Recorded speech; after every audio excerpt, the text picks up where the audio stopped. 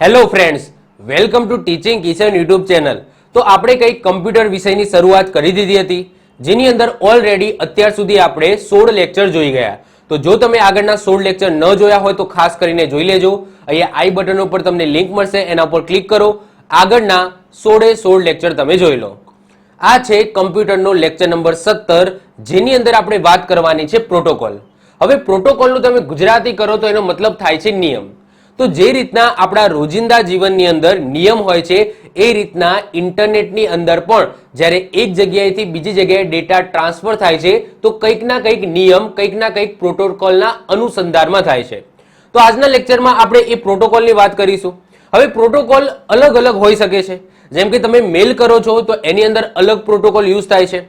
તમે simple data transfer કરો છો એક જગ્યાએથી બીજી જગ્યાએ તો એની અંદર પ્રોટોકોલ અલગ હોય છે।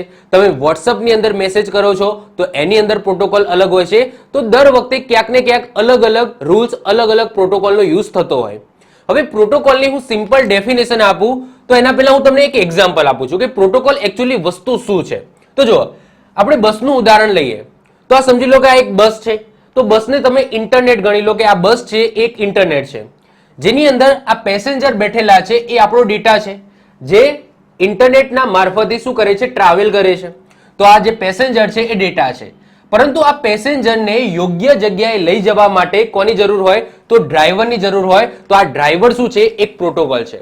આપણે ડેટા તો ટ્રાન્સફર કરી દઈએ છીએ, પરંતુ ડેટાને યોગ્ય જગ્યાએ લઈ જાય છે કોણ, તો ડ્રાઈવર લઈ જાય છે। તો એ ડ્રાઈવર શું છે, તો આપણો પ્રોટોકોલ છે।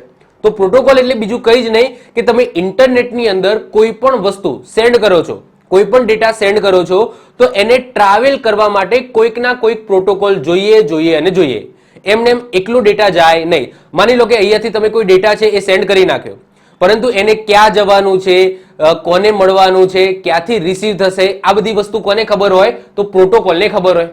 તો પ્રોટોકોલ છે એ મેઇન છે પાર્ટ, યાદ રાખજો, વેરી વેરી ઇમ્પોર્ટન્ટ છે। કારણ કે ડેટાની અંદર માત્ર ડેટા જ હોય, પરંતુ એ ડેટાને ક્યાં લઈ જવાનો છે, કોને સેન્ડ કર્યું છે, એ બધી વસ્તુનું ધ્યાન કોણ રાખે છે, તો પ્રોટોકોલ રાખે છે। તો પ્રોટોકોલ એટલે બીજું કંઈ જ નહીં, પ્રોટોકોલ એટલે કે નિયમ। તો ઇન્ટરનેટ પર થતી દરેક પ્રક્રિયા માટે ચોક્કસ પ્રોટોકોલ કાર્ય કરે છે। તમે માઇક્રોસોફ્ટ ઓપરેટિંગ સિસ્ટમ યુઝ કરતા હોય, લિનક્સ યુઝ કરતા હોય, મેક યુઝ કરતા હોય કે એન્ડ્રોઇડ યુઝ કરતા હોય, અન્ય કોઈ પણ ઓપરેટિંગ સિસ્ટમ તમે યુઝ કરતા હોય આના સિવાય, પરંતુ પ્રોટોકોલ હોય એ તો સેમ જ હોય। મતલબ કે એક્ઝામ્પલ તરીકે વાત કરું કે અહીંયા તો હું મેલ કરું છું, તો મેલની અંદર SMTP એટલે કે simple mail transfer protocol, SMTP પ્રોટોકોલનો યુઝ થાય। ભલે તમારી ઓપરેટિંગ સિસ્ટમ અલગ હોય, તમે માઇક્રોસોફ્ટથી મેલ કરો, લિનક્સ ઓપરેટિંગ સિસ્ટમથી મેલ કરો, મેક ઓપરેટિંગ સિસ્ટમથી મેલ કરો કે તમે એન્ડ્રોઇડ મોબાઈલથી તમે મેલ કરો છો, પરંતુ મેલ માટે આ પ્રોટોકોલ એ નક્કી કરેલો છે કે ભાઈ SMTP પ્રોટોકોલ અંતર્ગત આ મેલ છે એ ટ્રાન્સફર થશે। એ જ રીતના કોઈ પણ ડેટા જાય છે તો એ TCP/IP પ્રોટોકોલ છે એના માટે યુઝ થાય છે। તમે ભલે ને ગમે તે ટાઈપની ઓપરેટિંગ સિસ્ટમ યુઝ કરો, પરંતુ ઇન્ટરનેટ તો બધા માટે સમાન જ છે, ખાલી ઓપરેટિંગ સિસ્ટમ અલગ અલગ છે, તો પ્રોટોકોલ છે એ સમાન જ રહેવાનું છે, ભલે ગમે તે ઓપરેટિંગ સિસ્ટમ હોય। કારણ કે પ્રોટોકોલ છે એનું કામ છે ઇન્ટરનેટની અંદર એ જોડાયેલો છે, એ કોઈ ઓપરેટિંગ સિસ્ટમ સાથે પ્રોટોકોલને કોઈ લેવા દેવા નથી, એ ઇન્ટરનેટ સંબંધિત છે। ઓકે, તો પ્રોટોકોલ એક પદ્ધતિ છે અને આ પદ્ધતિના નિયમો અનુસાર નેટવર્ક કાર્ય કરે છે। તો ટૂંકમાં એટલું યાદ રાખો, જસ્ટ પ્રોટોકોલની હું સિમ્પલ ડેફિનેશન આપું કે તમારે ઇન્ટરનેટની અંદર કોઈ પણ વસ્તુ સેન્ડ કરવી હોય, પછી એ મેલ દ્વારા હોય, વોટ્સઅપ દ્વારા હોય, ફેસબુક દ્વારા હોય કે XYZ કોઈ પણ પદ્ધતિથી જ્યારે તમે ડેટા કન્ઝ્યુમ કરો છો અથવા તો ડેટા તમે સેન્ડ કરો છો તો એની અંદર પ્રોટોકોલ લાગે। ઓકે, તો આ સિમ્પલ છે પ્રોટોકોલની ડેફિનેશન। અને આ ઉદાહરણ મેં તમને આપી દીધું કે તમારો આ ડેટા છે, પેસેન્જર છે એ તમારો ડેટા છે, અને એ ડેટાને યોગ્ય જગ્યાએ લઈ જવાનું કામ કોણ કરે છે, તો ડ્રાઈવર કરે છે। તો ડ્રાઈવર શું થશે, તો એ પ્રોટોકોલ થશે। તો આ એની સિમ્પલ ડેફિનેશન છે। ઓકે, ચલો, ઘણા બધા પ્રોટોકોલ છે, વન બાય વન એક એક કરીને આપણે સમજવાના છે। સૌથી પહેલા આપણે વાત કરીશું TCP/IP પ્રોટોકોલ, મોસ્ટ IMP। આપણે કોઈને ટપાલ લખીને પોસ્ટ કરીએ ત્યારે તે ટપાલ પર લખેલા એડ્રેસ પર પહોંચવાનું કાર્ય કરે છે, અને TCP/IP પણ આ જ પ્રણાલી ઉપર કામ કરે છે। ટપાલ પર પહોંચવાની પ્રક્રિયા TCP અને તેના પર લખેલા IP એડ્રેસને આધારે થાય છે। હવે જો આપણે કોઈકને પત્ર લખીએ, ટપાલ લખીએ, તો એની અંદર આપણે શું મેન્શન કરીએ છીએ, તો મેન એ વસ્તુ મેન્શન કરીએ છીએ કે આ પત્ર કે આ મોકલવાનો છે, તો ઉપર જે એડ્રેસ હોય છે એ જ્યાં મોકલવાનું હોય છે એ એડ્રેસ હોય છે. તો એ ટપાલી શું કરશે, તો એ ટપાલ બોક્સમાંથી એ ટપાલી એ પત્ર લેશે, એના ઉપર એડ્રેસ જોશે અને ત્યાં જે એડ્રેસ લખેલું હશે ત્યાં એને ડિલિવર કરી દેશે. તો યસ, ઇન્ટરનેટની અંદર જે ટપાલી છે એ છે ટીસીપી આઈપી. તો ટીસીપી આઈપી શું કરશે, તો એમાં જે એડ્રેસ હશે એ આઈપી એડ્રેસ હશે, એટલે કે ઇન્ટરનેટ પ્રોટોકોલ જેને આપણે કહીએ છીએ. આઈપી એડ્રેસ એને તમે કહી શકો કે કોઈ પણ ડિવાઇસ જ્યારે ઇન્ટરનેટ સાથે જોડાયેલું હોય તો એનું એક આઈપી એડ્રેસ હોય અને હોય. ઓકે, એટલે કે કોઈ પણ ડિવાઇસ XYZ કોઈ પણ ડિવાઇસ હોય, જો એ ઇન્ટરનેટ સાથે જોડાયેલું હોય તો એનું એક આઈપી એડ્રેસ હશે. તો અહીંયાથી હું ડેટા સેન્ડ કરું છું, તો જે સામેવાળું ડિવાઇસ છે તો એનું આઈપી એડ્રેસ આ મારું ટીસીપી આઈપી પ્રોટોકોલ છે એ કેચઅપ કરશે કે ભાઈ મારે આ આઈપી એડ્રેસને, ઓકે, મારે આ ડેટા છે એ મોકલવાના છે. તો ટીસીપી શું કરશે, એને લઈ જવાનું કામ કરશે. તો આ ટપાલી છે, ટીસીપી કોણ છે, તો ટપાલી છે, અને આઈપી શું છે, તો એનું એડ્રેસ છે, એટલે કે જ્યાં આ જે ડિલિવર છે એ કરવાની છે, ડિલિવરી જ્યાં કરવાની છે એ એડ્રેસ છે. તો ટીસીપી આઈપી આ રીતના કામ કરે છે. તો ટીસીપી નું કામ શું છે કે જે પણ ડેટા આવે છે તો એ ડેટાને જ્યાં મોકલવાનો છે ત્યાં મોકલી આપશે. ઓકે, તો આ ટીસીપી નું કામ છે. ટીસીપી નું ફૂલ ફોર્મ થાય ટ્રાન્સમિશન કંટ્રોલ પ્રોટોકોલ. હવે જો મેં આગળ વાત કરી હતી ઇન્ટરનેટના પિતા, તો ઇન્ટરનેટના પિતા કોણ હતા, વિન્ડ સર્ફ હતા. તો એમના દ્વારા આ પ્રોટોકોલની શોધ કરવામાં આવી હતી અને આ પ્રોટોકોલના કારણે જ એમને ઇન્ટરનેટના પિતા કહેવામાં આવે છે. કારણ કે તમે કોઈ પણ ડેટા સેન્ડ કરો છો ઇન્ટરનેટ ઉપર, કોઈ પણ ડેટા સેન્ડ કરો છો, અહીંયા ઈમેલની કે કોઈ બીજી જગ્યાની વાત નથી થતી, કોઈ પણ ડેટા તમે સેન્ડ કરો છો એક જગ્યાએથી બીજી જગ્યાએ, તો એને લઈ જવાનું, એ ડેટાને લઈ જવાનું કામ કોણ કરે છે, તો આ ટીસીપી આઈપી પ્રોટોકોલ કરે છે. આને સાથે બોલવામાં આવે છે. સાથે એટલા માટે બોલવામાં આવે છે કારણ કે આ ટીસીપી છે એ પ્રોટોકોલ છે, મેન પ્રોટોકોલ જે બધાને લઈ જાય છે, અને આઈપી શું છે, એ એડ્રેસ છે. એડ્રેસ છે એટલે કે જ્યાં ડેટાને ડિલિવર કરવાનો છે. વન બાય વન એક એક કરીને સમજીએ. સૌથી પહેલા વાત કરીએ ટીસીપી. ટીસીપી નું ફૂલ ફોર્મ થાય ટ્રાન્સમિશન કંટ્રોલ પ્રોટોકોલ. ટીસીપી એક ટ્રાન્સપોર્ટ સર્વિસ છે. જ્યારે ડેટા એક પીસી માંથી બીજા પીસીમાં ટ્રાન્સમિટ થાય છે ત્યારે એનું કંટ્રોલિંગનું કામ કોણ કરે છે, ટીસીપી કરે છે. ટ્રાન્સમિશન પહેલા બંને વચ્ચે કનેક્શન રચાય છે અને ડેટાને યોગ્ય પેકેટમાં પોતાના સરનામે પહોંચાડે છે. તો આ પ્રોટોકોલ વેરી ઇમ્પોર્ટન્ટ છે. ટીસીપી શું કરશે, સૌથી પહેલા કનેક્શન એસ્ટાબ્લિશ કરશે. એક્ઝામ્પલ તરીકે વાત કરીએ કે આ મારું પીસી છે, આ મારું પીસી છે અને આ કોઈક મારા ફ્રેન્ડનું પીસી છે, એ સમજી લો કે કેનેડામાં છે, આ છે કેનેડાની અંદર છે અને આ છે ભારતની અંદર મારું પીસી છે. હવે હું કઈક ડેટા છે એ મારા ફ્રેન્ડને સેન્ડ કરું છું, તો સૌથી પહેલા આ જે ટીસીપી છે એ શું કરશે, તો ઇન્ટરનેટ કનેક્શન ચેક કરશે કે ભાઈ મારાથી લઈને મારા ફ્રેન્ડ સુધી એક કનેક્શન બનેલું છે કે નહીં. હવે કઈ રીતના કનેક્શન બનેલું છે એ મેં તમને લાસ્ટ લેક્ચરમાં સમજાવ્યું હતું કે જે સબમરીન કેબલ છે એ ઇન્ડિયાથી લઈને આખા દેશની અંદર ફેલાયેલા છે. ઓકે, તો સૌથી પહેલા ટીસીપી પ્રોટોકોલ એ ચેક કરશે કે આ બંને વચ્ચે કંઈક ના કંઈક રીતે કનેક્શન છે કે નહીં. એક વખત કનેક્શન એસ્ટાબ્લિશ થઈ ગયું એના પછી એ ડેટા સેન્ડ કરે છે, કારણ કે પહેલા તો એક કનેક્શન એસ્ટાબ્લિશ કરશે. તો આ કનેક્શન એસ્ટાબ્લિશ કરવાનું કામ પણ કોણ કરે છે, ટીસીપી કરે છે. એટલે કે ટીસીપી પહેલા તો ચેક કરશે કે ભાઈ બંને વચ્ચે કંઈક ના કંઈક કનેક્શન છે કે નહીં. ઓકે, એ પહેલું ચેક કરવું પડે, કારણ કે જો કનેક્શન જ ના હોય આ બંને વચ્ચે, સમજી લો અહીંયાથી કનેક્શન આગળ વધતું જ ના હોય, કંઈક ના કંઈક XYZ એક પણ રીતના ના હોય, તો કઈ રીતના ડેટા સેન્ડ થશે. બીજી વસ્તુ કે કનેક્શન ઘણા બધા પ્રકારના હોઈ શકે છે. હવે માની લો કે આ મતલબ કે મારું કમ્પ્યુટર છે, આ મારા ફ્રેન્ડનું કમ્પ્યુટર છે કેનેડાની અંદર. હવે માની લો કે હું ઓસ્ટ્રેલિયા થઈને મારું કંઈક કનેક્શન છે કેનેડા થઈને, પછી કંઈક આફ્રિકાના દેશ થઈને છે, મતલબ કે ઘણી બધી રીતના હોઈ શકે છે. તો જુદા જુદા રસ્તા આ રીતના હશે. તો સૌથી પહેલા તો ટીસીપી શું કરશે કે સૌથી નાનો રસ્તો કયો છે. બીજી વસ્તુ કે જ્યારે જો મોટો ડેટા હશે તો એના ટુકડા પાડી દેવામાં આવશે, જેને ડેટા પેકેટ કહેવામાં આવે છે. આઈ હોપ સો તમને ખબર હશે. ડેટા પેકેટ એ શું ધરાવે છે, તો સેન્ડરનું આઈપી એડ્રેસ ધરાવે છે, પછી જ્યાં એને ડિલિવર કરવાનું છે તો રિસીવર છે એનું પણ આઈપી એડ્રેસ ધરાવે છે અને ડેટા ધરાવે છે. તો સમજી લો 1 GB નો ડેટા છે તો એને શું કરવામાં આવશે, નાના ટુકડાની અંદર ડિવાઈડ કરવામાં આવશે અને જુદા જુદા રસ્તે આ પેકેટ છે એ ડિલિવર થશે અને છેલ્લે જ્યાં રિસીવર છે ત્યાં બધા પેકેટ એક જગ્યાએ મળી જશે અને એ આખો ડેટા છે એ મારું જે રિસીવર છે એ એને કેચઅપ કરી શકશે. તો ટીસીપી એક વસ્તુ સમજી લો કે ટીસીપી એ મેઇન પ્રોટોકોલ છે.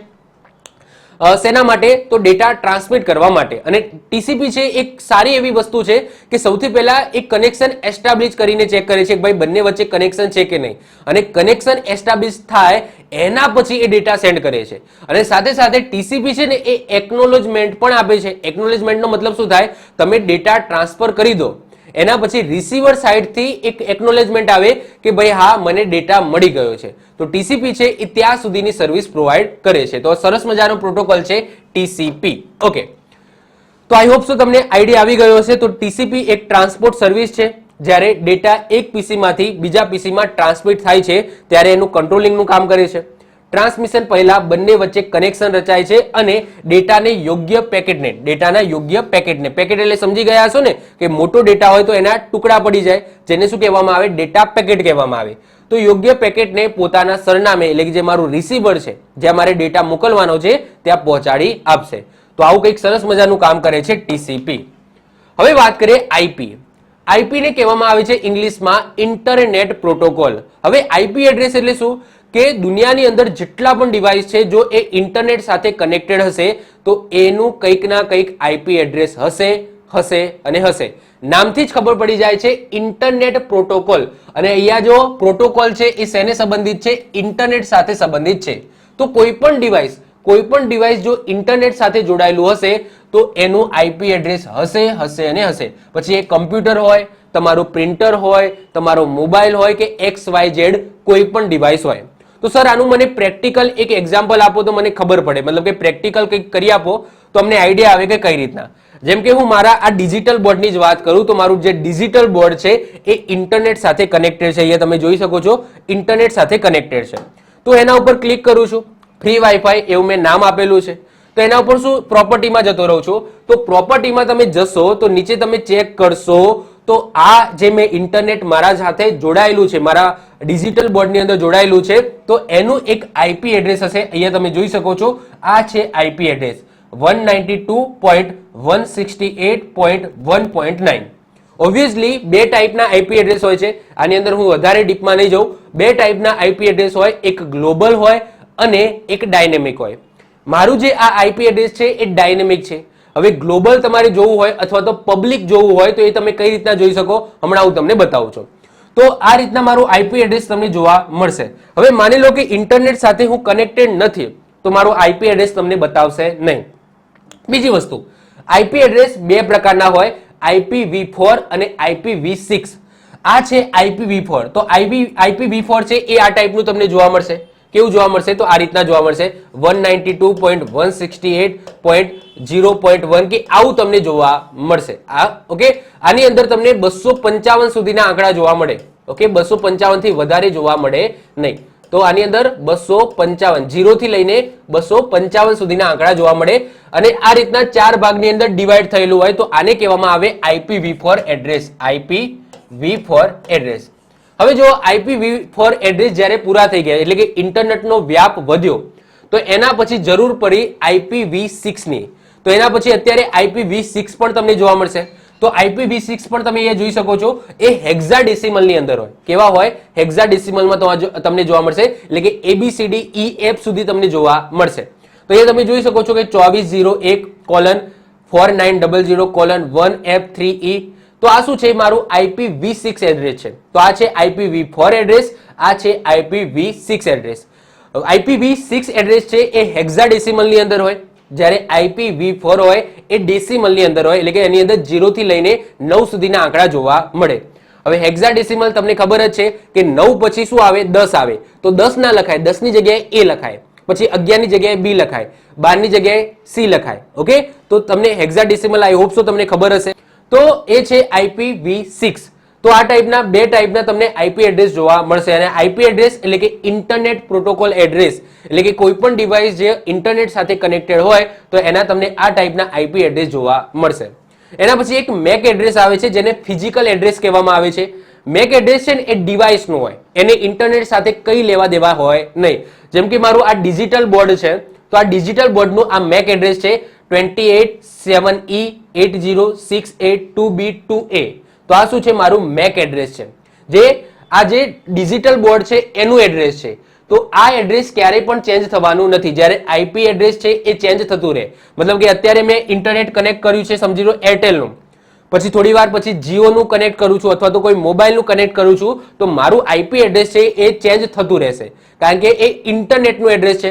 જ્યારે મારું મેક એડ્રેસ છે એ આ ડિવાઇસનું એડ્રેસ છે, મેક એડ્રેસ. ઓકે, તો આ ફિઝિકલ એડ્રેસ કહેવામાં આવે છે, જે સેમ જ રહેવાનું છે, આ બદલાવાનું છે નહીં. તો આને મેક એડ્રેસ કહેવામાં આવે છે. ક્લિયર? તો આઈ હોપ સો તમને આઈડિયા આવી ગયો હશે. ઓકે, તમારે તમારા મોબાઈલનું કે તમારા પીસીનું આઈપી એડ્રેસ જોવું હોય તો કઈ રીતના જોઈ શકો? તો સિમ્પલ તમારે શું કરવાનું, ગૂગલમાં જવાનું અને લખવાનું what is my IP, what is my IP. Okay, આટલું તમે સર્ચ કરશો તો તમને સીધું એક આઈપી એડ્રેસ જોવા મળશે, જે પબ્લિક આઈપી એડ્રેસ હોય. એટલે કે આ જે આઈપી એડ્રેસ છે ને એ મેઇન આઈપી એડ્રેસ છે. કેમ આવું? જો આ બે ટાઈપના આઈપી એડ્રેસ હોય. હવે ઓબ્વિયસલી કે દુનિયાની અંદર ઘણા બધા લોકો ઇન્ટરનેટ યુઝ કરે છે, તો બધાને ઇન્ડિવિજ્યુઅલી અલગ અલગ આઈપી એડ્રેસ આપવું શક્ય નથી. તો શું કરવામાં આવશે? જેમ કે મેં અત્યારે એરટેલનું બ્રોડબેન્ડ કનેક્શન લીધેલું છે, તો એરટેલના બ્રોડબેન્ડ કનેક્શનનું એક મેન આઈપી એડ્રેસ હશે, જે પબ્લિક આઈપી એડ્રેસ કહેવામાં આવે છે, અને આની અંદર સબ આઈપી એડ્રેસ બનાવવામાં આવે છે. તો આ બ્રોડબેન્ડ સાથે જેટલા પણ ડિવાઇસ કનેક્ટેડ હશે અથવા તો જેટલા પણ બ્રોડબેન્ડ કનેક્શન આપેલા હશે, તો બધાને એક ડાયનેમિક આઈપી એડ્રેસ આપેલું હશે, જે તમે હમણાં જોયું કે ભાઈ એ ડાયનેમિક આઈપી એડ્રેસ હતું એ ચેન્જ થતું રહે છે. તો આની અંદર સબ આઈપી એડ્રેસ બનાવવામાં આવે છે. આ મેન આઈપી એડ્રેસ છે, આની અંદર સબ આઈપી એડ્રેસ બનાવવામાં આવે છે. તો વધારે એની અંદર હું તમને ડીપમાં નહીં લઈ જાઉં, જસ્ટ એટલું યાદ રાખો કે જે પણ ડિવાઇસ ઇન્ટરનેટ સાથે કનેક્ટેડ હોય એનું કંઈક ના કંઈક શું હોય છે, આઈપી એડ્રેસ હોય છે. ક્લિયર? તો અહીંયા તમે જોઈ શકો છો આ છે આઈપી એડ્રેસ. ઓકે, ચલો ક્લિયર? ઓકે, તમારે ચેક કરવું હોય તો આ રીતના એક વેબસાઇટ પણ છે, what is my IP address, તો એ પણ તમે ચેક કરી શકો. મેં તમને હમણાં વાત કરી એમ કે મારું જે ઇન્ટરનેટ કનેક્શન છે એ કઈ કંપનીનું છે, એરટેલનું છે. તો તમે અહીંયા જોઈ પણ શકો છો કે ઇન્ટરનેટ સર્વિસ પ્રોવાઈડર આઈએસપી કોણ છે?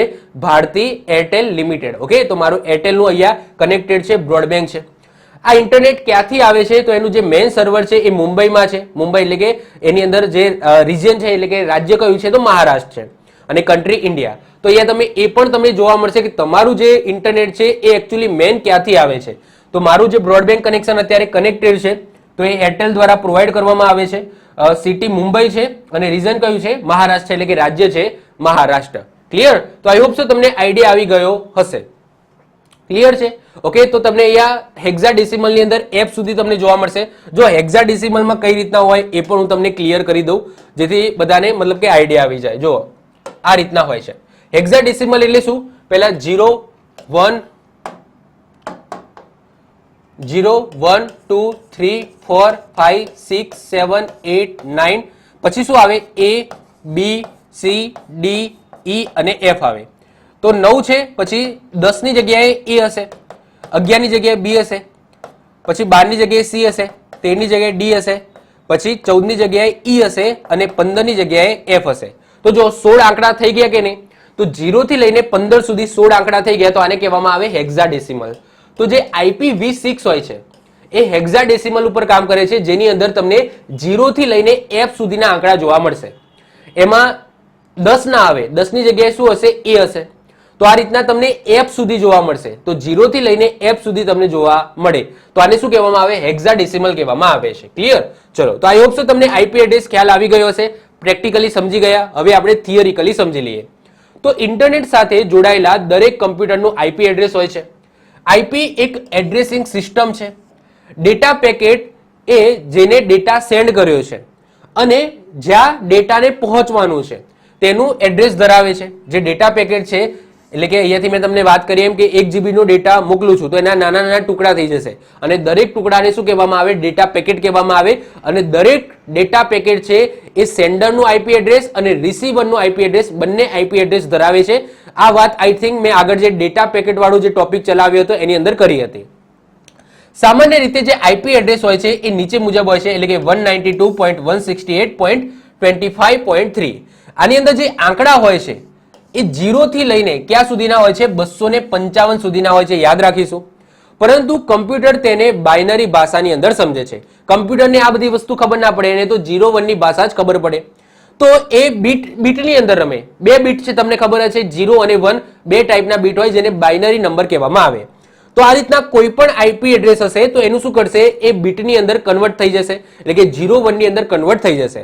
તો એક આઈપી એડ્રેસ કેટલા બીટનું બનેલું હોય છે એવું પણ એક્ઝામની અંદર પૂછાય. તો યાદ રાખજો IPv4 હોય છે એ 32 બીટનું બનેલું હોય છે. એમાં દરેક એક ભાગ છે એ 8 બીટનો હોય છે, દરેક ભાગ 8 બીટનો હોય છે. તો આ રીતના તમે જોઈ શકો છો કે બાઇનરીમાં 8 બીટ વડે 0 થી 255 સંખ્યાના કોડ અપાય છે. આમ IP address 8 bit plus 8 bit plus 8 bit plus 8 bit એટલે કે ટોટલ 32 બીટનું બનેલું હોય છે. તો તમને એક્ઝામમાં પૂછાય કે IPv4 એડ્રેસ છે એ કેટલા બીટનું બનેલું છે, તો 32 બીટનું બનેલું છે.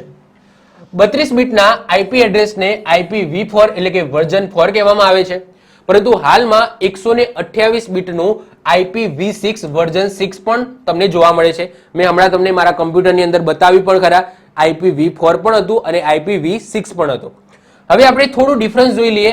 IPv4 જે ડિપ્લોય કરવામાં આવ્યો હતો 1981 ની અંદર, જ્યારે IPv6 એ ડિપ્લોય થયો હતો 1999 ની અંદર. IPv4 છે એ 32 બીટનું હોય છે, જેની અંદર ડેસિમલ આંકડાનો યુઝ થાય છે, એટલે કે 0 થી લઈને 9 આંકડાનો યુઝ થાય છે. જ્યારે હેક્સાડેસિમલ, ઓકે, હેક્સાડેસિમલનું બનેલું હોય છે IPv6 એ કેટલા બીટનું હોય છે, યાદ રાખજો 128 બીટનું હોય છે.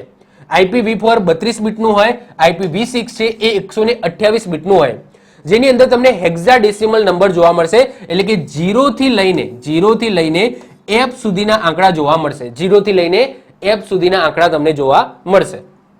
ક્લિયર?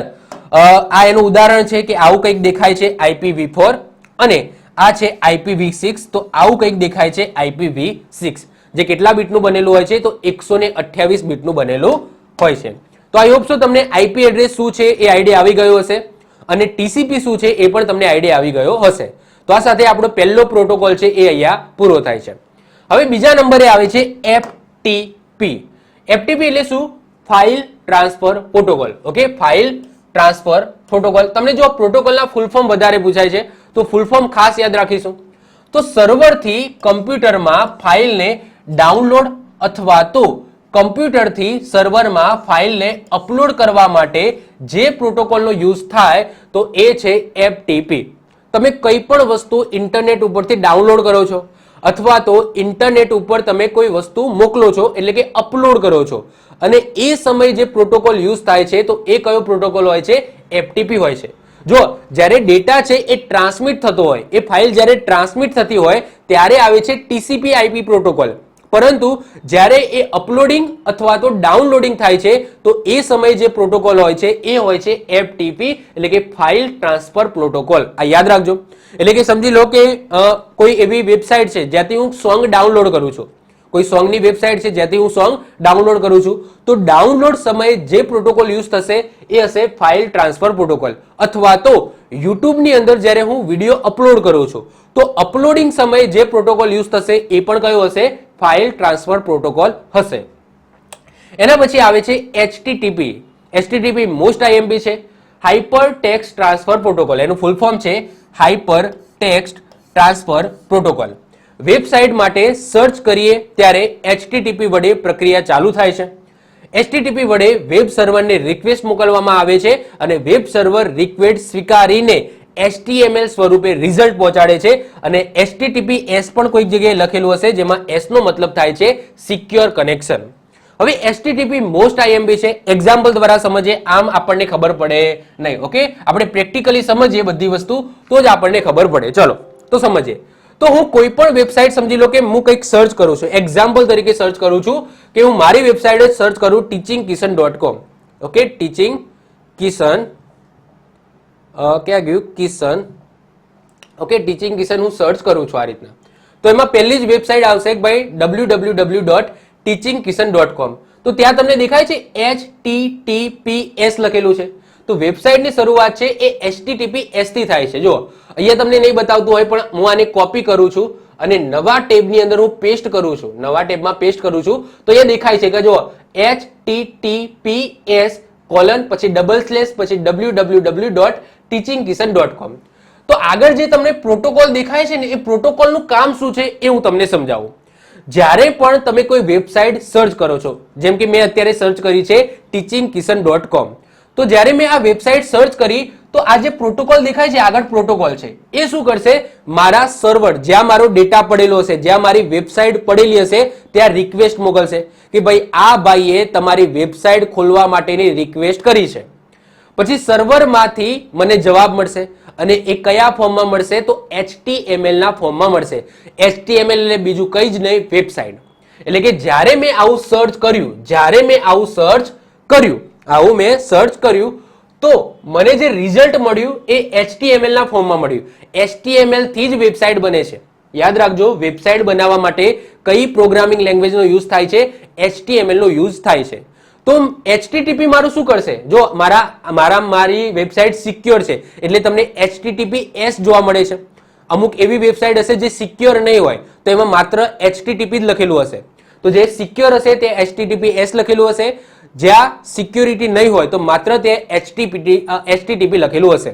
બીજી વસ્તુ યાદ રાખવાનું કે કોઈ પણ પેમેન્ટની વેબસાઇટ હોય, XYZ કોઈ પણ પેમેન્ટની વેબસાઇટ હોય તો તમારે પેમેન્ટ ત્યારે જ કરવું જ્યાં HTTPS લખેલું હોય. ઓકે, તો યાદ રાખજો, કોઈ એવી વેબસાઇટ હોય જેમાં HTTP લખેલું હોય તો ક્યારે પણ એવી વેબસાઇટની અંદર પેમેન્ટ કરવું નહીં. જેમ કે આપણે ઓજસની વેબસાઇટની વાત કરીએ કે ઓજસની અંદર તમને શું જોવા મળશે, તો ઓજસ છે એ તમને HTTPS જોવા મળશે. ઓજસમાં તમે જુઓ HTTPS છે તો આની અંદર પેમેન્ટ કરો, ઇટ્સ ઓકે છે. પરંતુ અમુક એવી વેબસાઇટ હશે જેમાં HTTPS નહીં હોય. જેમ કે હું જો શોધી શકું તો એવી વેબસાઇટ હું શોધી લઉં અને એમાં જે વેબસાઇટ આવે છે એને આપણે થોડી નિહાળીએ.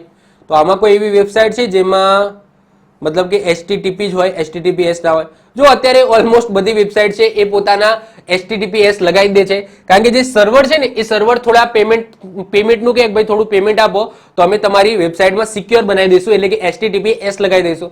તો અત્યારે ઓલમોસ્ટ બધી વેબસાઇટ તમે જોશો ને તો HTTPS વાળી તમને જોવા મળશે. બસ આપણે એટલું ખાલી યાદ રાખવાનું કે HTTP હોય એવી વેબસાઇટ ઉપર ક્યારે પણ આપણે ઓનલાઈન પેમેન્ટ કરવાનું નહીં. HTTPS હોય એવી વેબસાઇટ ઉપર જ આપણે પેમેન્ટ કરવાનું. ઓકે, આટલું ખાલી યાદ રાખીશું. તો આ એક પ્રોટોકોલ છે HTTP, hyper text transfer protocol. આ પ્રોટોકોલ છે જેનું કામ શું કે તમે કોઈ પણ વેબસાઇટ ગૂગલની અંદર કે કોઈ પણ જગ્યાએ સર્ચ કરો છો તો HTTP પ્રોટોકોલ છે એ વેબસાઇટ જ્યાં પણ પડેલી હશે, જેમ કે મારી વેબસાઇટ છે એ મારા સર્વરમાં પડેલી છે, મેં અલગથી સર્વર લીધેલું છે.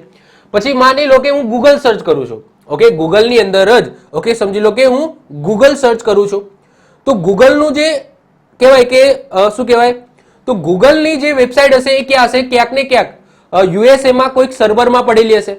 તો HTTP પ્રોટોકોલ શું કરશે, તો એ સર્વરને રિક્વેસ્ટ કરશે કે ભાઈ આ ભાઈએ આ પેજ માટે રિક્વેસ્ટ કરી છે.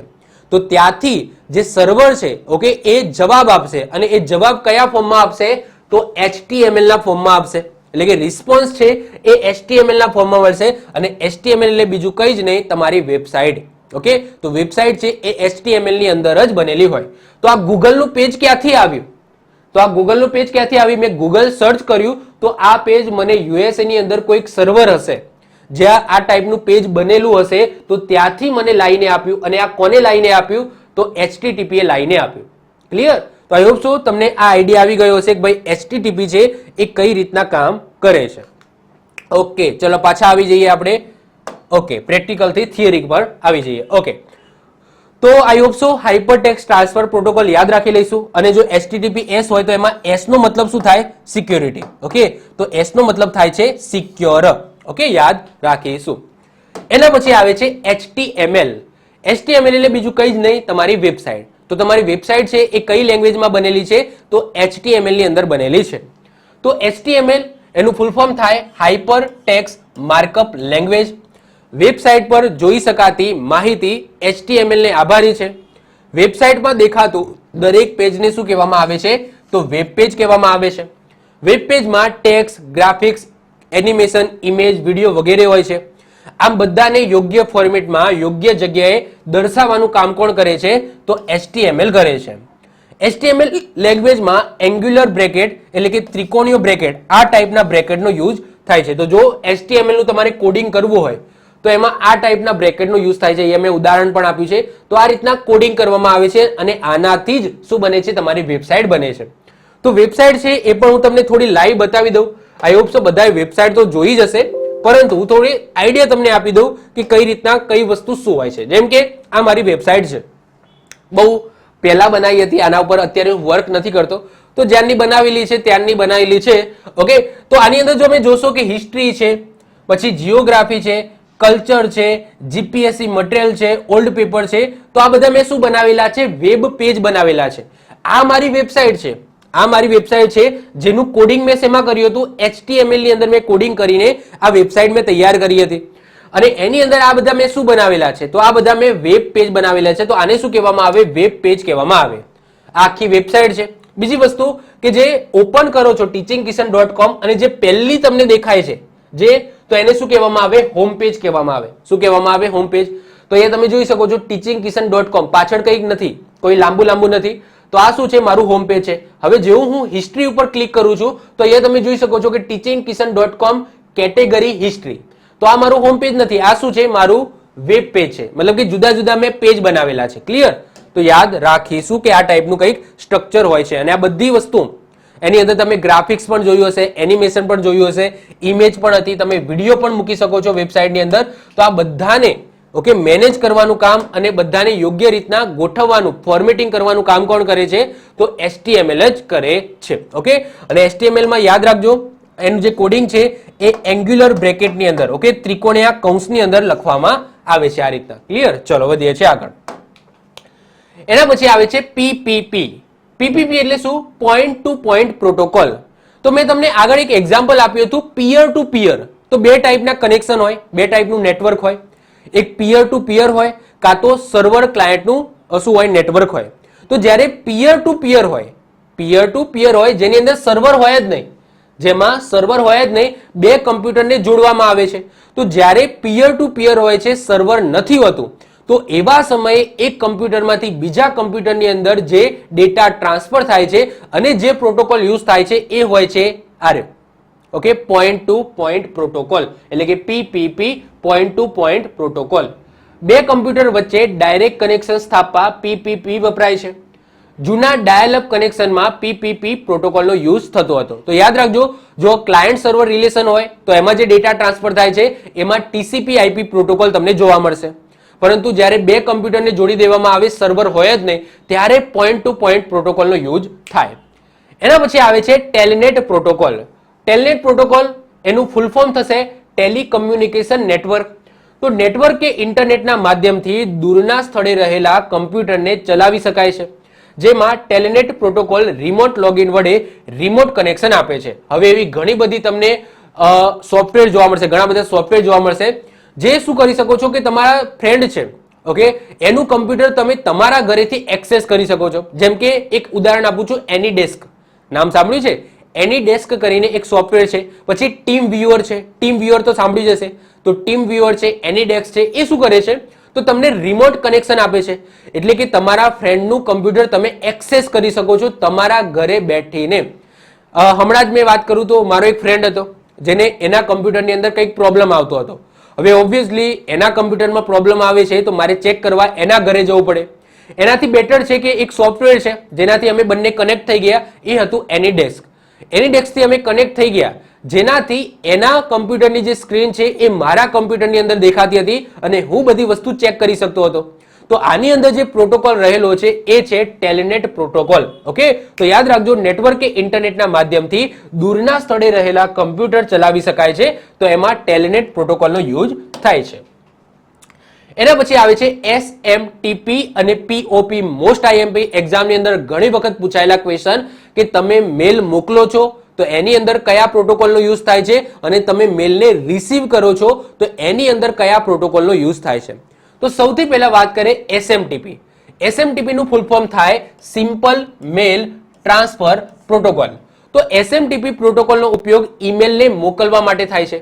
તો યાદ રાખજો, તમે મેલ કરો છો, પછી એ જીમેલ થી કરો છો, યાહુ મેલ થી કરો છો, હોટમેલ થી કરો છો, આઉટલુક થી કરો છો, ગમે તે તમે મેલ કરો છો, પરંતુ મેલ સર્વિસ છે એમાં કયા પ્રોટોકોલનો યુઝ થાય છે? તો મેલને સેન્ડ કરવા માટે SMTP સિમ્પલ મેલ ટ્રાન્સફર પ્રોટોકોલનો યુઝ થાય છે. તો આ વેરી ઇમ્પોર્ટન્ટ છે, યાદ રાખીશું. જ્યારે વાત કરીએ POP, જેને કહેવામાં આવે છે પોસ્ટ ઓફિસ પ્રોટોકોલ.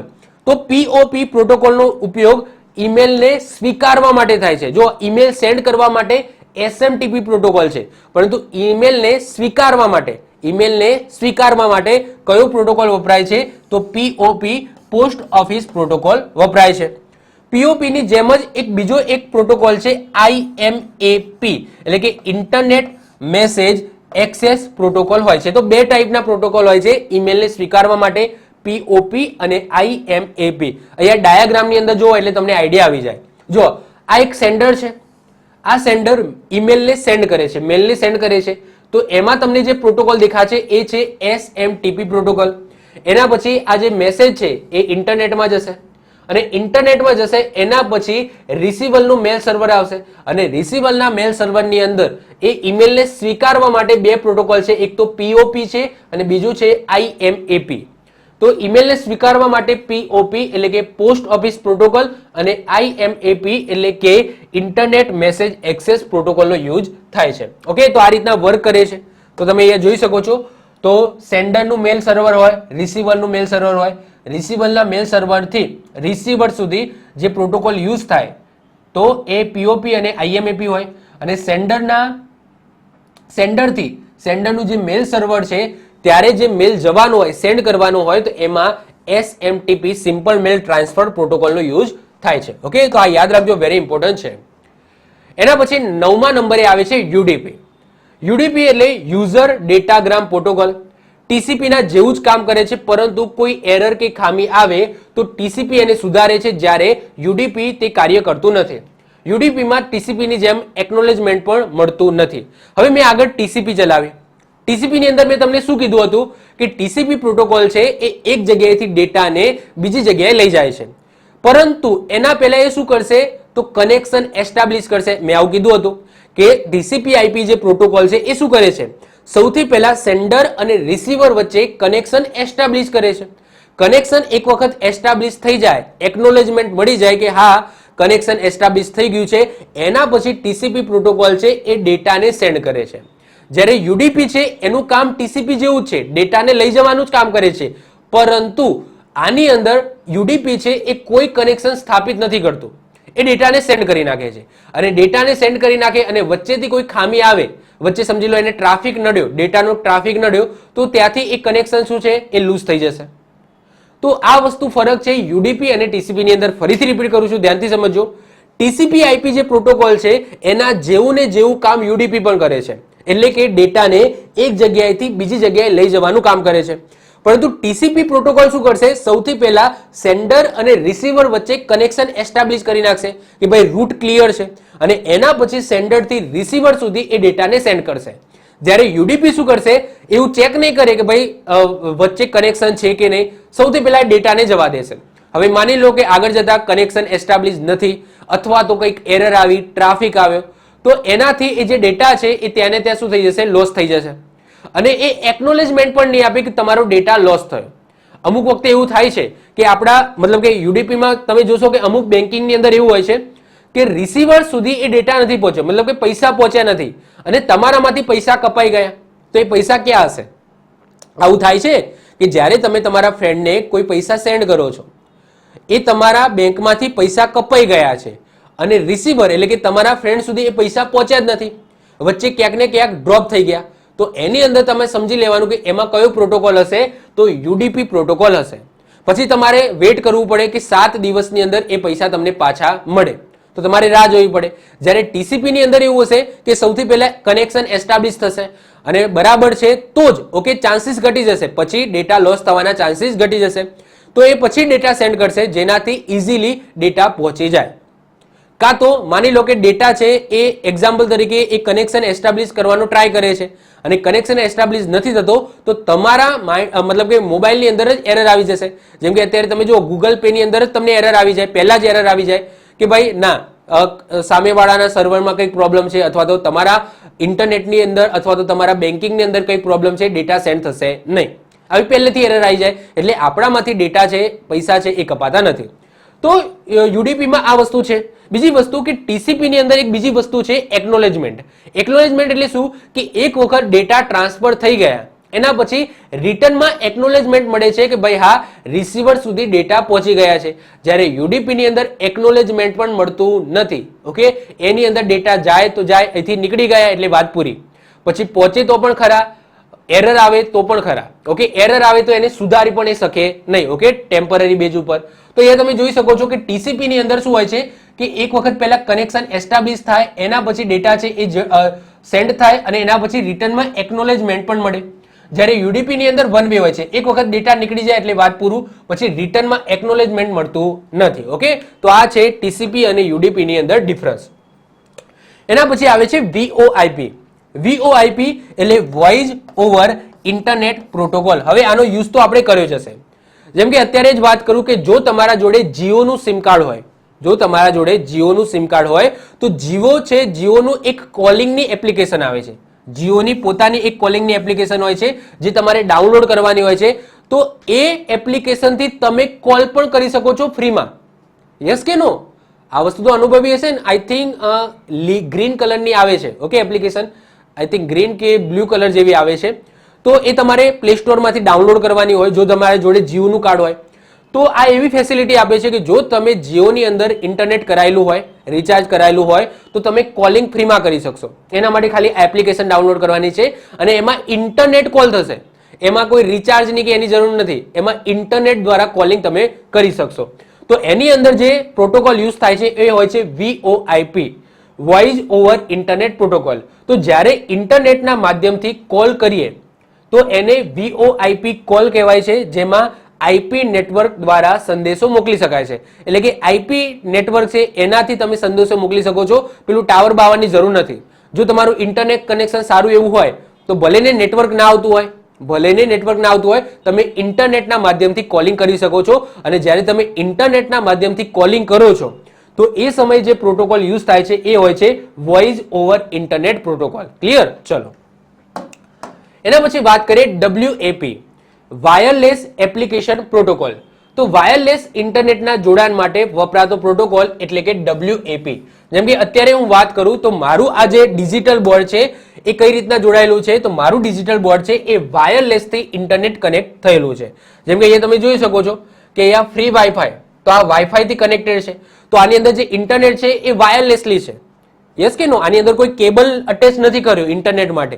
જસ્ટ આની અંદર વાઈફાઈ ઇનબિલ્ટ છે અને એના કારણે ઇન્ટરનેટ હું યુઝ કરી શકું છું. ઓકે, તો આની અંદર જે પ્રોટોકોલ રહેલો છે, આની અંદર જે પ્રોટોકોલનો યુઝ થાય છે તો એ કયો પ્રોટોકોલ હોય છે?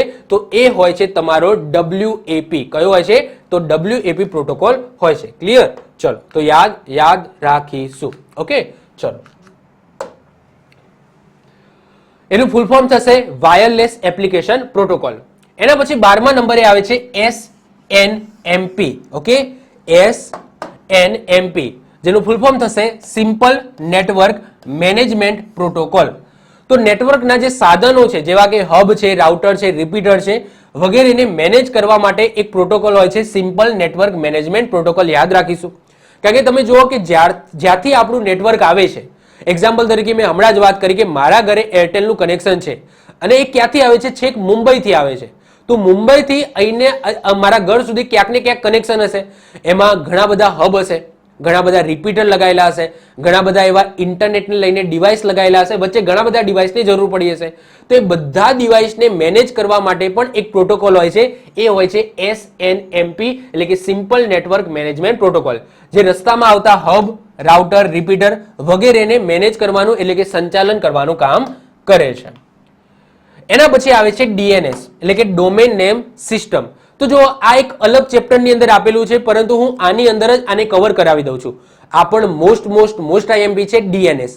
DNS જેનું ફૂલ ફોર્મ થાય છે domain name system. Domain name system યાદ રાખીશું. તો ઇન્ટરનેટ પર દરેક વેબસાઇટનું એક ચોક્કસ નામ હોય છે. DNS તે નામો અને વેબસાઇટના ડોમેન સાથે કાર્ય કરે છે. દરેક વેબસાઇટ સાથે એક IP એડ્રેસ સંકળાયેલું હોય છે. હવે જુઓ, એક્ઝામ્પલ તરીકે વાત કરું કે મેં હમણાં લખ્યું હતું www.teachingkishan.com. શું આ વસ્તુ કોમ્પ્યુટરને ખબર પડશે? ના. ઇન્ટરનેટને પણ ખબર પડશે, મતલબ કે ઇન્ટરનેટની અંદર જે ડેટા જઈ રહ્યો છે એને ખબર પડશે કે આને www.teachingkishan.com લખ્યું છે, આવું ખબર પડશે? ના ખબર પડે. કેમ? કારણ કે મારું કોમ્પ્યુટર છે એ 01 ઉપર કામ કરે છે. ઓકે, 01 ઉપર કામ કરે છે. ઇવન ઇન્ટરનેટ છે એ પણ 01 ઉપર કામ કરે છે. તો એને કઈ રીતના ખબર પડે કે મેં www.teachingkishan.com કર્યું? તો એના માટે આ ડોમેન નેમ સિસ્ટમ બનાવવામાં આવી છે, જેની અંદર શું હોય છે કે દરેક ડોમેન નેમ સાથે એટલે કે www.teachingkisan.com હોય, પછી google.com હોય, XYZ કોઈ પણ વેબસાઇટ હોય એને એક આઈપી એડ્રેસ આપેલું છે. તો આ ડોમેન નેમ સિસ્ટમ છે ને એક લિસ્ટ છે. ડોમેન નેમ સિસ્ટમ એક લિસ્ટ છે જેમાં અહીંયા વેબસાઇટનું નામ લખેલું હશે અને એ વેબસાઇટ સાથે યુનિક આઈપી એડ્રેસ લખેલું હશે, એ આઈપી એડ્રેસ સામે લખેલું હશે. તો તમે કહી શકો કે આ ડીએનએસ છે ને એક ડેટા છે. ડીએનએસ એક ડેટા છે જેની અંદર વેબસાઇટનું નામ અને એ વેબસાઇટ સાથે સંકળાયેલું આઈપી એડ્રેસ લખેલું છે. અહીંયા હું આઈપી એડ્રેસ બોલું છું એટલે એનો મતલબ એવો નથી કે હમણાં વાળું જે મેં આઈપી એડ્રેસ કીધું હતું એ ના. એક વસ્તુ તમે સમજી લો કે આઈપી એડ્રેસ અહીંયા હું ભલે બોલતો હોઉં પરંતુ આઈપી એડ્રેસના જેવું જ ઓકે તમને એક નામ જોવા મળશે આ ટાઈપનું. એટલે કે આની અંદર શું દરેક વેબસાઇટને એક યુનિક એડ્રેસ આપેલું છે. ચલો હું આઈપી બોલવાનું ભૂલી જાઉં છું. તો દરેક વેબસાઇટને એક શું આપેલું છે? એડ્રેસ આપેલું છે. એક્ઝામ્પલ તરીકે અહીંયા જુઓ કે જ્યારે હું રિક્વેસ્ટ કરું છું, આ મારું વેબ બ્રાઉઝર છે ઓકે, તો વેબ બ્રાઉઝરમાંથી એક્ઝામ્પલ તરીકે www.teachingkisan.com આ હું રિક્વેસ્ટ કરું છું, તો સૌથી પહેલી જે રિક્વેસ્ટ છે એ ક્યાં જશે? ડીએનએસ સર્વરમાં જશે. ડીએનએસ સર્વર એટલે કે ડોમેન નેમ સિસ્ટમનું જે સર્વર હશે ત્યાં જશે. ત્યાં શું હશે? આ ટાઈપની લિસ્ટ હશે. આ ટાઈપની લિસ્ટ હશે જેની અંદર વેબસાઇટના નામ લખેલા હશે અને એ વેબસાઇટનું એક એડ્રેસ લખેલું હશે જે કયામાં હશે? ન્યુમેરિક ફોર્મની અંદર હશે. કેવા હશે? ન્યુમેરિક ફોર્મમાં તમને જોવા મળશે એટલે કે 12.45.56.67 જે અહીંયા ઉદાહરણ છે. તો એક્ઝામ્પલ તરીકે અહીંયા મારું www.teachingkisan.com અને એના સામે એક આઈપી એડ્રેસ કે આઈપી એડ્રેસના જેવું એક એડ્રેસ લખેલું હશે કે 12.45.56.67 આવું લખેલું હશે. તો ડીએનએસ સર્વર એ રિક્વેસ્ટ કરશે કે ભાઈ આ નામ સાથે આ એડ્રેસ જોડાયેલું છે. એ ફરીથી ક્યાં આવશે? વેબ બ્રાઉઝરમાં આવશે. ફરીથી વેબ બ્રાઉઝર છે એ એને સેન્ડ કરશે. કોને? વેબ સર્વરને. એટલે કે એ વેબસાઇટનું જ્યાં સર્વર હશે જ્યાંથી ત્યાં તમારે ડેટા લાવવાનો છે અથવા તો ત્યાંથી તમને વેબસાઇટ બતાવવાની છે, તો એ આઈપી એડ્રેસ અથવા તો એ એડ્રેસ છે એની રિક્વેસ્ટ જશે ફરીથી કોને? Web server. અને વેબ સર્વર છે એ તમને HTML ના ફોર્મમાં તમને શું આપશે? તો રિઝલ્ટ આપશે એટલે કે તમારી વેબસાઇટ તમને બતાવશે. તો આ રીતના ડીએનએસ સર્વર છે એ કામ કરે છે. હવે તમારા માઇન્ડની અંદર ક્વેશ્ચન થાય કે સાહેબ આવું લાઈવ જોવું હોય તો કઈ રીતના જોઈ શકો? લાઈવ જોવું છે? ચલો હું બતાવું. ઓકે, તો આપણે લાઈવ વગર તો આપણે કંઈ કામ કરતા જ નથી. ચલો હું તમને આનું લાઈવ એક્ઝામ્પલ આપું જેથી તમને ઇઝીલી તમને ખબર પડે. જો તમારે શું કરવાનું? તમારા કોમ્પ્યુટરની અંદર જતું રહેવાનું. સર્ચની અંદર તમારે શું લખવાનું? CMD લખવાનું. શું લખવાનું? CMD command prompt. બધાના કમ્પ્યુટરની અંદર હોય જ, ઇનબિલ્ટ હોય. એના ઉપર તમારે રાઈટ ક્લિક કરવાની અને એની અંદર તમારે સિલેક્ટ કરવાનું રન એઝ અ એડમિનિસ્ટ્રેટર. તો આ ટાઈપની એક વિન્ડો તમારા સામે ખુલી જશે. આ ટાઈપની એક વિન્ડો છે એ તમારા સામે ખુલી જશે. હવે જો તમારે કોઈ પણ વેબસાઇટ છે એનું એડ્રેસ ફાઇન્ડ કરવું હોય તો તમારે શું કરવાનું? સૌથી પહેલા અહીંયા લખવાનું TRACERT આવું લખવાનું, સ્પેસ છોડવાની. એના પછી તમારે જે પણ વેબસાઇટનું એડ્રેસ જોઈએ છે એ વેબસાઇટ અહીંયા સર્ચ કરવાની. એક્ઝામ્પલ તરીકે આપણે ઓજસની જોઈશું. ચલો તો ઓજસની જોઈએ તો OJS.gujarat.gov.in ઓકે, આવી વેબસાઇટ છે. આગળ www એ લખવાની જરૂર નથી. Okay, OJS.gujarat.gov.in. તો આવું કરીને મેં શું કર્યું? જસ્ટ સર્ચ કર્યું. આવું કરીને મેં જસ્ટ શું કર્યું છે? તો સર્ચ કર્યું. તો સર્ચનો ઓપ્શન ક્યાં ગયો ભાઈ? Okay, સર્ચનો option. ઓકે, આની અંદર સર્ચનો ઓપ્શન જ નથી. ઓકે, સર્ચ કર ભાઈ. Okay, .in. ઓકે, તો હવે હું એન્ટર આપું છું. ઓકે, થઈ ગયું. ઓકે, તો થઈ ગયું. તો એન્ટર વાગી ગયું. તો અહીંયા તમે જોઈ શકો છો કે OJS.gujarat.government.in. તો એની આગળ તમે જોશો તો અહીંયા એક આઈપી એડ્રેસ આવી ગયું. આવ્યું કે નહીં? 103.234.162.10. તો આ શું થઈ ગયું? તો આ એનું એડ્રેસ થઈ ગયું. તો જે ડીએનએસ સર્વર છે આ ડીએનએસ સર્વરની અંદર આ વસ્તુ લખેલી હશે કે OJS.gujarat.gov.in એનું એડ્રેસ છે 103.234.162.10. હવે સાહેબ હું કઈ રીતના માનું કે આ જ આઈપી એડ્રેસ એ ઓજસનું જ છે? તમે તો અહીંયા કંઈક તમારી રીતના કંઈક કોડિંગ બોડિંગ કર્યું હશે એનાથી આવ્યું હશે. તો ચલો આપણે સર્ચ કરીએ. ઓકે, ચલો હું તમને જાદુ બતાવું. જાદુ જોવું છે? ચલો તો જાદુ જોઈએ. તો જાદુ જોઈએ આપણે. સૌથી પહેલા આને હું કોપી કરી દઉં છું. આઈપી એડ્રેસને હું કોપી કરી દઉં. ઓકે, તો આટલું બધું કોપી નથી કરવાનું, જસ્ટ તમારે આટલું કોપી કરવાનું. ઓકે, આટલું કોપી કરી દીધું. હવે હું દબાવું છું Ctrl+C. ઓકે, કોપી કરી દીધું. હવે હું ક્યાં જાઉં છું? તો હું જાઉં છું મારા બ્રાઉઝરની અંદર, અને બ્રાઉઝરની અંદર જઈને હું શું કરું છું? એ આઈપી એડ્રેસ અહીંયા સર્ચ કરું છું. એ આઈપી એડ્રેસ અહીંયા સર્ચ કરું છું. ચલો, તો આ ગૂગલની અંદર મેં સર્ચ કર્યું. ઓકે, 103.234.162.10. ઓકે, સર્ચ કર્યું. હવે હું ક્યાં જાઉં છું? તો એમાં ઇન્ફોની અંદર જતા રહીએ કે આઈપી ઇન્ફો. ઓકે, તો અહીંયા હું ક્લિક કરું છું. તો તમે ચેક કરો કે આજે મેં સર્ચ કર્યું. મેં સર્ચ શું કર્યું હતું? મને ખબર હતી, જો અમે ખાલી સર્ચ કર્યું હતું કે 103.234.162.0. ઓકે, તો અહીંયા તમે જોઈ શકો છો કે એની સમરી આવી ગઈ, જેમાં લખેલું છે gujarat.gov.in. આવી ગઈ કે નહીં? તો ક્યાંથી રજીસ્ટર કરાવેલું છે, હોસ્ટનું આઈપી એડ્રેસ શું છે, પછી કોનો આઈડી છે, તો ગવર્મેન્ટ ઓફ ગુજરાતનું છે. તો બધી વસ્તુઓ અહીંયા આવી ગઈ, તમે જોઈ શકો છો.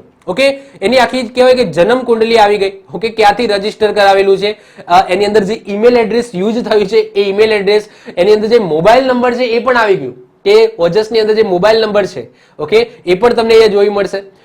પછી એડ્રેસ છે એ પણ તમને આવી ગયું કે જો બ્લોક નંબર 1, 8મો ફ્લોર, ઉદ્યોગ ભવન, ગાંધીનગર, ગુજરાત. તો એ તમે જો આખી જન્મ કુંડલી છે એની આવી ગઈ.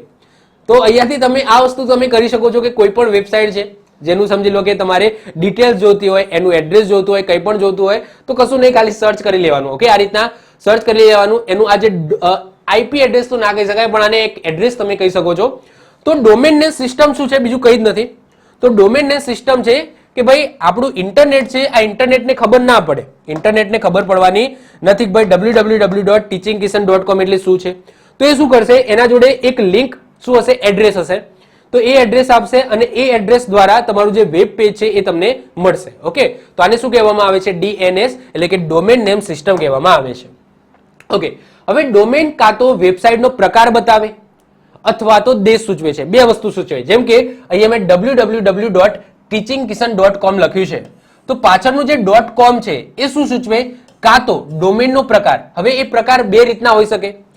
કાં તો એ ક્ષેત્ર એટલે કે એ વેબસાઇટનો પ્રકાર કેવો છે, કાં તો એ પ્રકાર સૂચવશે, અથવા તો દેશનું નામ સૂચવશે. એટલે કે એ વેબસાઇટ કયા દેશની છે, કાં તો એ સૂચવશે. બેમાંથી ગમે તે એક સૂચવશે. જેમ કે .com છે, જેમ કે મારી વેબસાઇટ .com છે, તો વ્યવસાય એટલે કે બિઝનેસને લઈને છે. પછી .gov હોય, જેમ કે મેં વાત કરી એમ ojas.gujarat.gov.in, તો એનો મતલબ શું કે ગુજરાત ગવર્મેન્ટની છે, તો સરકારી છે. પછી જો COOP હશે, .COOP હશે, તો આ કોર્પોરેટ હશે. કોર્પોરેટનો મતલબ થાય છે સહકારી.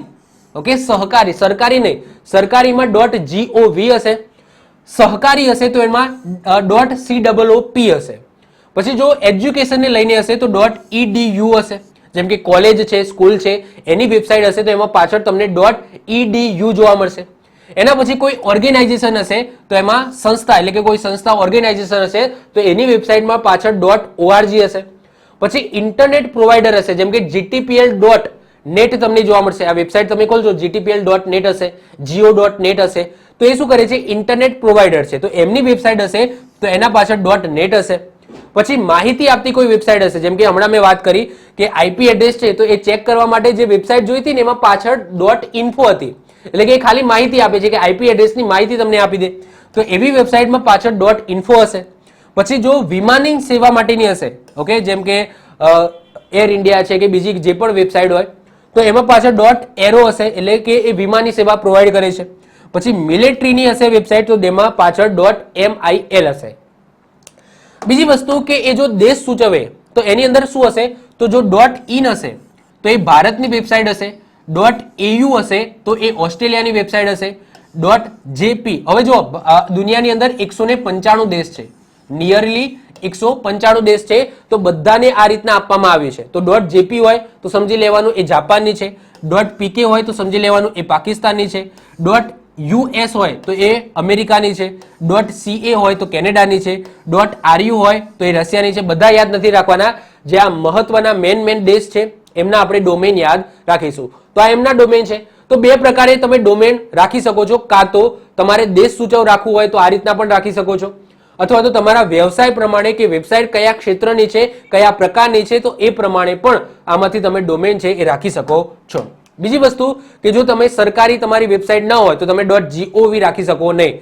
.gov રાખવા માટે સરકારી વેબસાઇટ જ હોવી જોઈએ, એટલે કે સરકાર જ રાખી શકે છે. તમને એવું થાય મન ફાવે કે હું રાખી દઉં .gov, તો તમારાથી રખાય નહીં. ઓકે, તમે .com રાખી શકો, .in રાખી શકો, અથવા તો આમાંથી કોઈ એજ્યુકેશન કે એ હોય તો તમારે પહેલા પ્રમાણપત્ર જે પણ ડેટા છે એ તમારે આપવું પડે, સર્ટિફિકેટ, પછી તમને .edu અને એ બધી વેબસાઇટ તમને મળે. એમને મળે નહીં. નોર્મલી તમારે જો તમારે કોઈ વેબસાઇટ લેવી હોય તો તમને .com મળી જશે, ઇઝીલી મળી જશે. .in છે એ પણ તમને ઇઝીલી મળી જશે. બીજી બધી હોય તો અમુક તમને સર્ટિફિકેટ ડેટા માંગે છે, એ તમારે આપવા પડે, એના પછી તમને આ ડોમેન નેમ મળતું હોય છે. ક્લિયર? ચલો હવે વાત કરીએ કે અત્યાર સુધી પૂછાયેલા આ ચેપ્ટરમાંથી પ્રશ્નોની. તો TCP નું ફૂલ ફોર્મ પૂછાયેલું છે ટ્રાન્સમિશન કંટ્રોલ પ્રોટોકોલ. IPv4 કેટલા બીટનું હોય છે? 32 બીટનું. IPv6 કેટલા બીટનું હોય છે? 128 બીટનું હોય છે. HTML નું full form hypertext markup language. HTTP નું full form hypertext transfer protocol. PPP નું full form point to point protocol. Email મોકલવા માટે વપરાતો પ્રોટોકોલ કહે છે SMTP simple mail transfer protocol.